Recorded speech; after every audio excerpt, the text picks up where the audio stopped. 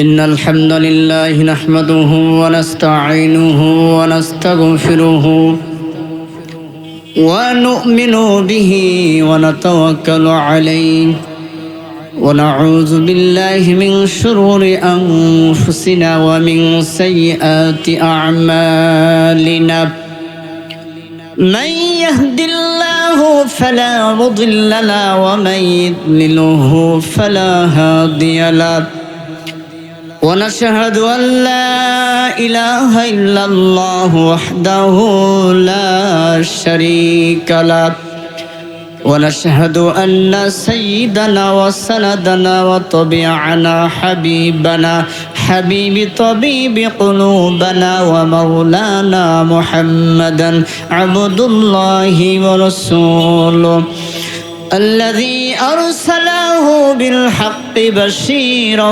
ونذيرا وداعيا إلى الله بإذنه وسراجا وقمرا منيرا فقد قال الله تعالى في كلامه المجيد والفرقانه الحميد أعوذ بالله من الشيطان الرجيم بسم الله الرحمن الرحيم ألا أولياء الله لا خوف عليهم ولا هم يحزنون صدق الله العظيم أو كما قال النبي عليه الصلاة والسلام إن الله وملائكته يصلون على النبي يا أيها الذين آمنوا صلوا عليه وسلموا تسليما اللهم صل على আপনার সামনের দিকে আগে আসেন দরুদ পড়ার সামনের দিকে আগে আসেন وعلى آل سيدنا شفيعنا محمد اللهم صل على سيدنا مولانا محمد وعلى آل سيدنا شفيعنا محمد বিশ্বনবীর আগমনের গোটা তামাম পৃথিবী উজালা সে নবীর নামে পড়ো দরুদ মিটাও মনের প্রেম জ্বালা মোহাব্বতের সাথে আল্লাহুম্মা সাল্লি আলা সাইয়্যিদিনা مولانا محمد وعلى آل سيدنا شفيعنا محمد الحمد لله সমস্ত প্রশংসা তারিফ যে মহান রব্বুল আলামিন দুনিয়ার সমস্ত ঝামেলা থেকে ফারেক করে বহু মানুষের মাঝ থেকে ছাঁটাই বাছাই করে কবুল করে এই জান্নাতের বাগানে আশা বসার জন্য যে আল্লাহ কবুল করেছেন সে মাবুদের দরবারে কালিমাতুশ শুকর আমরা সকলের সমস্যায় পড়ছি আলহামদুলিল্লাহ। বিশ্বনেতা বিশ্বনবী সাইয়্যিদুল মুরসালিন খাতাবান নবিয়্যিন আপনার নবী জনাবে মুহাম্মদ রাসূলুল্লাহ সকল জবান ছেড়ে পড়ুন সাল্লাল্লাহু আলাইহি ওয়াসাল্লাম। আমি জানতে চাচ্ছি আপনারা কেমন আছেন? সমস্ত প্রশংসার মালিক কে? হায়াতের মালিক, মৌতের মালিক, রিজিকের মালিক, আপনার মালিক, সর্বাবস্থা প্রশংসা করব তিনি কে? খাওয়ার সময়, ঘুমের সময়, মানুষের জমির আল ঠেলার সময়, তখন আল্লাহ প্রশংসা করবেন?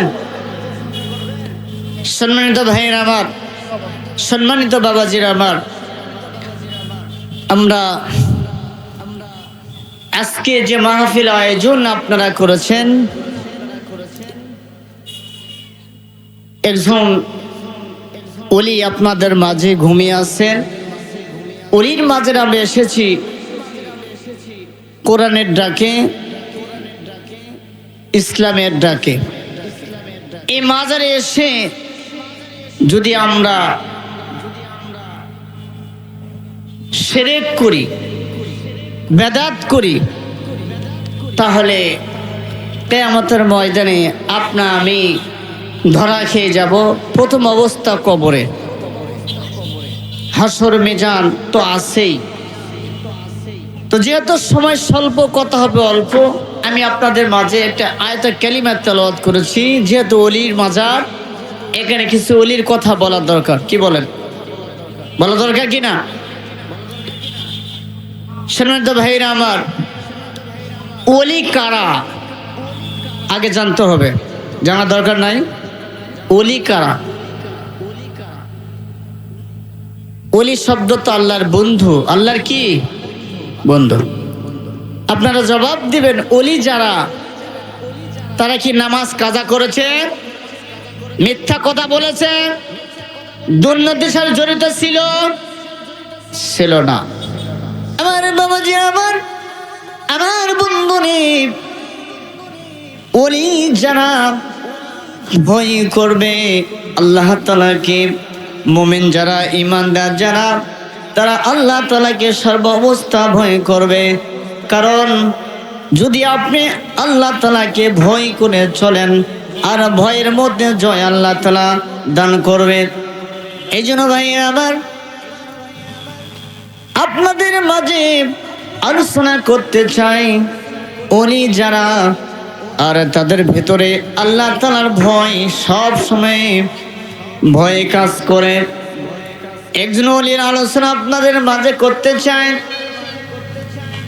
আপনারা সারা জীবন আলোচনা শুনে যান, আলোচনা করেন, কিন্তু বাস্তবায়ন করার চেষ্টা করেন না।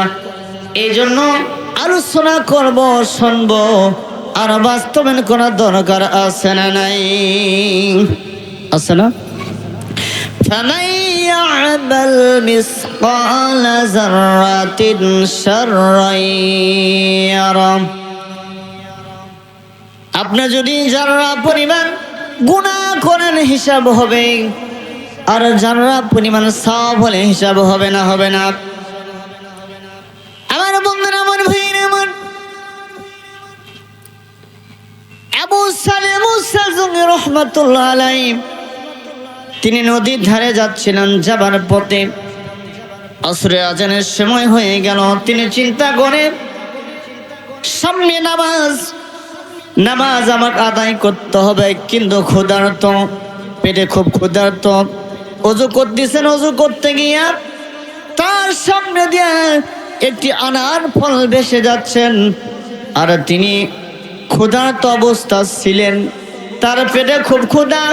তিনি চিন্তা করলেন, নামাজে দাঁড়াবো, শরীর দুর্বলতা, খারাপ লাগতেছে, মন খারাপ লাগতেছে, শরীর খারাপ লাগতেছে, শরীরে বল পাচ্ছি না, একটু যদি পানি খাই হয়তো শরীরের মধ্যে বল আসবে, শরীরের শক্তি সঞ্চয় হবে, আর নামাজ পড়তে ভালো লাগবে। এই চিন্তা চেতনা নিয়ে যখন আনার ফলটা ভাসে যাচ্ছিল, তিনি তুলে যখন মুখে দিলেন, বিসমিল্লাহ বলে খাইলেন, আর খাবার পরে তার ভিতরে অনুশোচনা হয়ে গেল, অনুতপ্ত হলেন, আমি অপরাধ করলাম, কেন আপেলটা খাইলাম? কারণ এই যে ফলের মালিককে না জানায়া, না বলে ফলটা খাইছি, অপরাধ হয়েছে কিনা? কত টাকা হয়েছে না? আমার ভাইরা আমার, ওলির আলোচনা করতেছিলাম। ওলি কারা?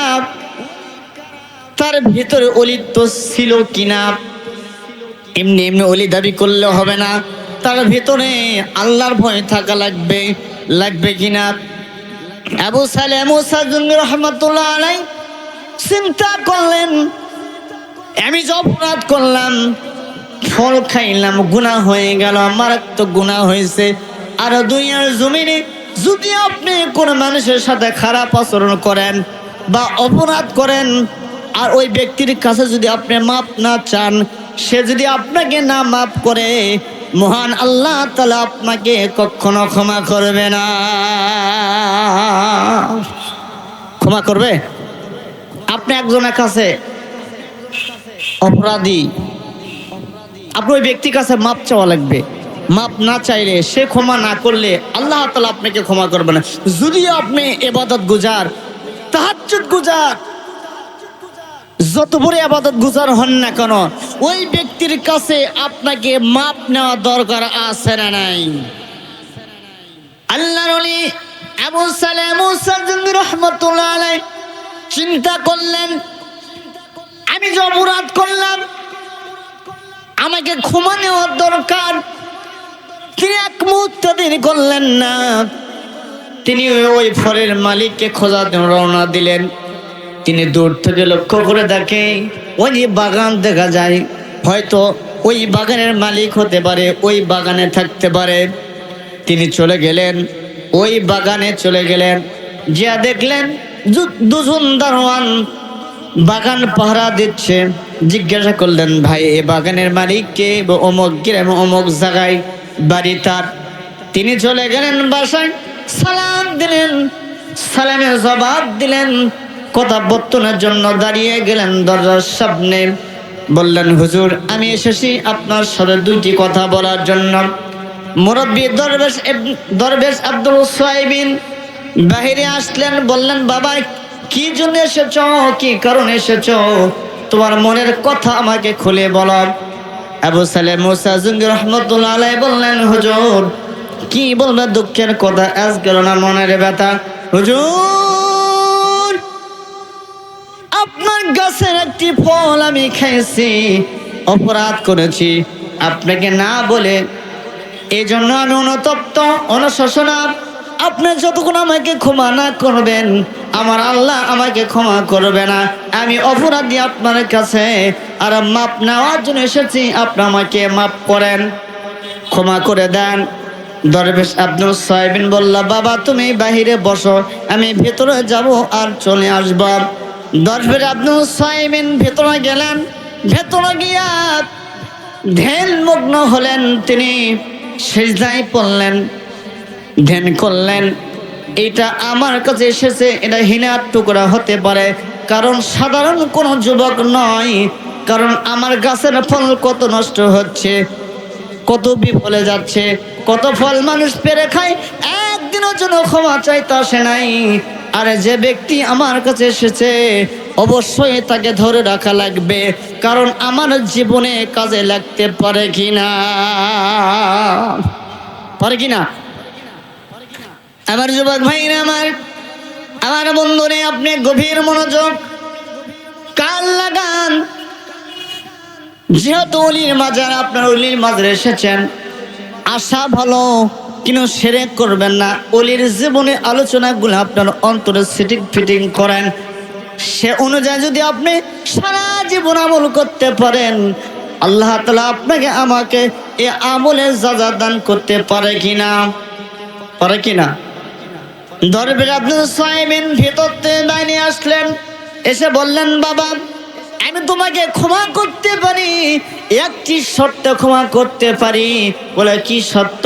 বলছেন, আমার বাড়িতে তোমাকে 12 বছর গোলামি করা লাগবে। কয় বছর? আমি হলে কি করতাম? হয় একটা ফলি খাসি, তারা তোমার গোলামি কর্ম, মাপ দিলে দে, না দিলে না দে, কথা কর না কা। আমাদের ভাষা এরকম না, কি বলে? কিন্তু তার ভিতরে আল্লাহর ভয় ছিল, শুধুমাত্র কেবলমাত্র একটি ক্ষমার জন্য তিনি রাজি হলেন। 12 বছর আমি গোলামি করব, তার তারপর যদি মাপ পাই আমি তো জাহান্নামে যাব না। আর আল্লাহ তাআলা আপনাকে আমাকে জাহান্নামে পাঠার জন্য তৈরি করেন নাই। আমি যদি আল্লাহ তাআলা আপনাকে আমাকে সৃষ্টির শ্রেষ্ঠ জীব ঘোষণা করেন যে আশরাফুল মাখলুকাত, আমি জাহান্নামে যাব না। আর দুনিয়ার জমিনে যে যতটুকু আমল করবে এই আমলের বিনিময়ে সে ততটুকু মর্যাদা পাবে। আর যদি সে গুনাহ করে তারপরও কিন্তু আল্লাহ তাআলা আপনাকে আমাকে একজন জাহান্নামীকে 500 বছর পরে জান্নাত দিবে। কয় বছর পর? 500 বছর পরে আপনাকে আমাকে জান্নাত দিবে, কিন্তু বাগুন পোড়া হওয়ার পর। কি পোড়া?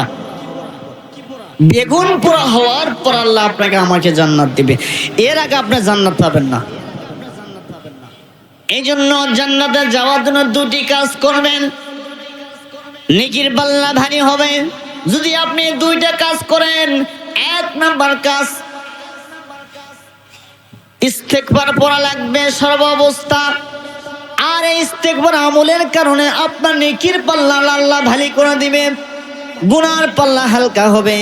যদি আপনি সর্বাবস্থা আল্লাহ তাআলার কাছে ইস্তেগফার পড়েন, আর ইস্তেগফার পড়ার কারণে আল্লাহ আপনাকে আমাকে ক্ষমা করতে পারে, কারণ আল্লাহ তাআলা ইস্তেগফারকারীকে পছন্দ করে। কি করে? আপনি ইস্তেগফার পড়বেন বেশি বেশি, কারণ ইস্তেগফারের আমল বিশাল বড় গুরুত্ব, দামি একটি আমল। কিন্তু আমরা মুসলমান, আমাদের জবান দিয়ে ইস্তেগফার বের হয় না। বের হয়? বলেন, হয় না। আমার ভাইরা, আমার বন্ধুরা, এবার আবু সালেহ মুসা জঙ্গি রাহমাতুল্লাহ আলাইহি রাজি হয়ে গেলেন গোলামির জন্য, শুধুমাত্র কেবলমাত্র একটি মাপ পাওয়ার জন্য। তিনি 12 বছর গোলামি করতেছেন। 12 বছর পূর্ণ হয়ে গেল। পূর্ণ হওয়ার পর এবার বলতেছেন, হুজুর আমাকে আপনি ক্ষমা করতে পারেন কিনা, কারণ 12 বছর পূর্ণ হয়ে গেছে। এখন আপনাকে আমাকে ক্ষমা করেন, আর ক্ষমা করলে আমি আমার বাড়িতে যাব। এবার দরবেশ আব্দুল সাইবিন বলল, বাবা ক্ষমা করতে পারি, আরো 4টা শর্ত। কয়টা? কয়টা শর্ত? 4টা। বলে কি কি? বলে 4টা শর্তের মধ্যে 1 নম্বর শর্ত হলো, আমার একটা মেয়ে আছে, এই মেয়েটাকে তোমাকে বিবাহ করতে হবে। কি করতে হবে? বিবাহ করা লাগবে। এবার যুবক চিন্তা করলো, তাও যদি মাপ পাই। শর্ত ধারাগুলা বলে দিলেন। আমার মেয়ে কিন্তু বোবা, কথা বলতে পারে না। 2 নাম্বার, আমার মেয়ে লুলা, হাঁটতে পারে না।